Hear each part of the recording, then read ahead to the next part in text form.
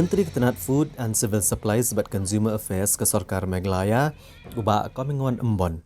Hak arpu pratrek unai wiang arhajar arpulai ula kentui kinong song ke jela bakim day ban khuslai halor ka jing berngam ke North East Petroleum Mazdur Union ban sange banwan ra ke petrol cha ke jela.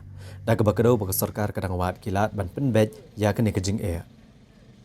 Habaikiran bat kilat patai kubor nagaliang menteri ulai tu banagaliang ke sarkar keladap ban khot ya ke union nagbenta bandon jingalang hasilong. Nrai kila kentaj, kumta la penbet nok bandan ke jingalang hanong po ha ke distrik Ribhoi ha ke arp kendai trik unai wiang nagbenta ban penbet ya ke ne ke jing air.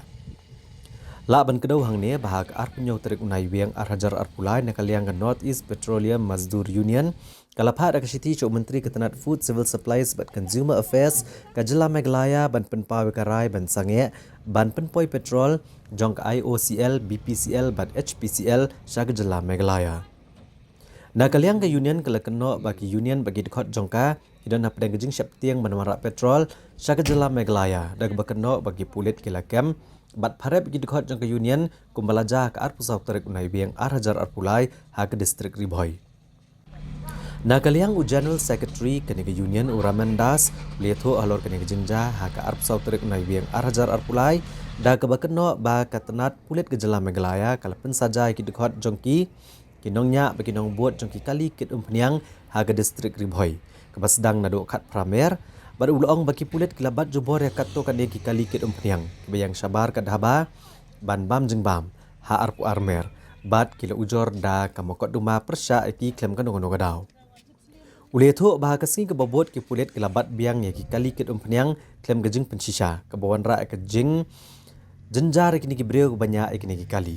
Namarkan ni kadau kinong nya jong kali ket umpniang kila syap tiang ban penpoi ko umpniang sha Meghalaya. Te nadu la sai kasingi kin khang ya kan ke petrol. Pi smo kum no ma pi bakamai kan kata na kam kata na. Kata ai baik petrol dah mah. Bi akamai ni tek mang kasingi dah. Bi tek ni kendiat le dah kata baik sibun. Man tek sibun ban besar dah datang di dubun ki tek kendiat. Tangi dia pun pen thek long dalam kumunga ta thek full tangki kan sing RC ta khenang yo kamai. Kena tu telah jenjar. Te lada pimio petrol pa pinlem na pinap song yen. Song yen. Wedi du long. Kan kata di namar bayang kun lek trai lek kata. Ya kumno kalau jenjar bayat kayan. Tu hidon ayu bon ong ye ka sarkar.